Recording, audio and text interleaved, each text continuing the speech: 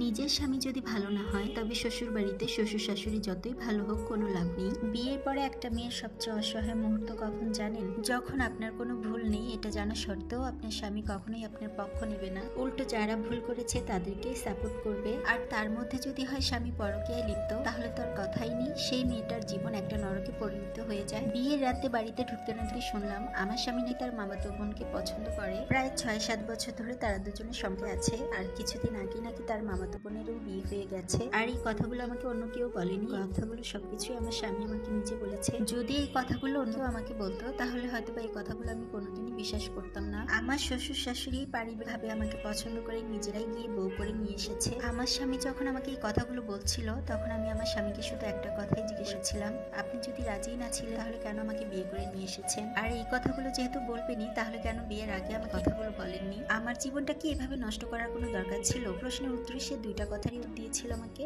বাবা মা জোর করে বিয়েছিল আর আমি যেন তাদের সঙ্গে বাধা হয়ে না দাঁড়াই। আমার স্বামী আমাকে যে সমস্ত কথাগুলো বলেছিল এগুলো কথাই আমি আমার বাড়িতে জানাই না, এমনকি আমার শ্বশুর বাড়ি কারোর সাথেও আমি এই কথাগুলো শেয়ার করিনি। আমি ছিলাম যেহেতু মেয়েটারও বিয়ে হয়ে গেছে এবং আমার স্বামীও বিয়ে করে নিয়েছে, হয়তোবা সামনে একটি আমাদের সুন্দর সংসার হবে আর ধীরে ধীরে হয়তোবা সে তার পুরনো সঙ্গ থেকে বের হয়ে আসবে। কিন্তু আমার ধারণাকে ভুল প্রমাণ করে আমার বউ ভাতের দিনে আমার স্বামী ওই মেয়েটিকে ঠিক একই রকমের শাড়ি গিফট করেছে যেটা আমার বউ ভাতে আমাকে গিফট করা হয়েছিল। যেহেতু তারা সম্পর্কে মামাতো ফুফাতো ভাই বোন ছিল তাই তাদের সম্পর্কের কথা তাদের স্বজন কম বেশি সবাই জানতো, কিন্তু আমার পরিবারের মানুষগুলো এই ঘটনা দেখে একেবারে অবাক হয়ে গিয়েছিল। বউ এবং দাওয়াতে আসা মানুষের শাড়ি একই রকম কিভাবে হয়, তাও আবার ননদ ভাবি, কোনো দূর সম্পর্কে কেউ না, এরকম ভুল কিভাবে হতে পারে? এই ব্যাপারটা নিয়ে আমার বাপের বাড়ি যাওয়ার পরে কোনো কথা বলেনি, কারণ আমার শ্বশুর বাড়ি থেকে বলা হয়েছিল এই শাড়িটি নাকি তাকে তার স্বামীর বাড়ি থেকে গিফট করা হয়েছে আর এই জন্যই সে শাড়িটা পরে এসেছে। আমি যদি সেদিন সবার সামনে আমার বাবার বাড়ির লোকদেরকে বলে দিতাম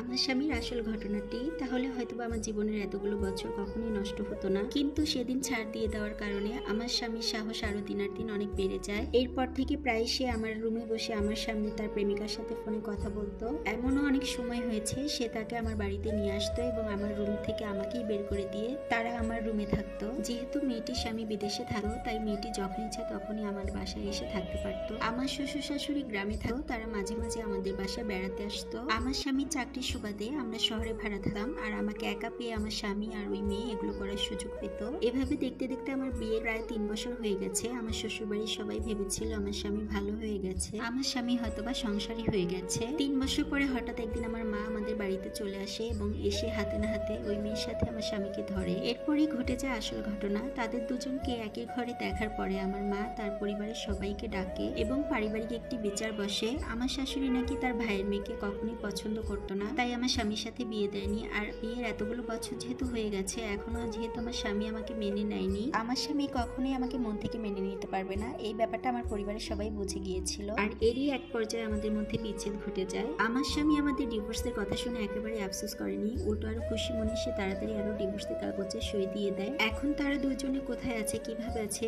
এগুলো আমরা কিছুই জানি না। তবে শুধু এতটুকুই জানি হুড়ে এসে আমার জীবনে 3টা বছর নষ্ট করে দিয়েছে। আপনাদের সবার কাছে একটা অনুরোধ, মেয়েদের বিয়ে দেওয়ার সময় পারিবারিক ভাবে অনেক ভালো করে যাচাই বাছাই করে তারপরেই মেয়েদের বিয়ে দিবেন। আর যে সকল পুরুষরা ইচ্ছাকৃত ভাবে বিয়ের পরও কোনো পরনারীতে আসক্ত থাকতে চেষ্টা করেন, দয়া করে সেই সকল পুরুষরা কখনোই বিয়ে করবেন না। আর আজকের এই গল্পটা রুবিনা নামের আপু আমাকে লিখে পাঠিয়েছে। আপনারা কে কোন জেলা থেকে আমার এই গল্পটি শুনলেন সবাই অবশ্যই একটু কমেন্টে লিখে যাবেন। সবাই অনেক ভালো থাকবেন। আল্লাহ হাফেজ।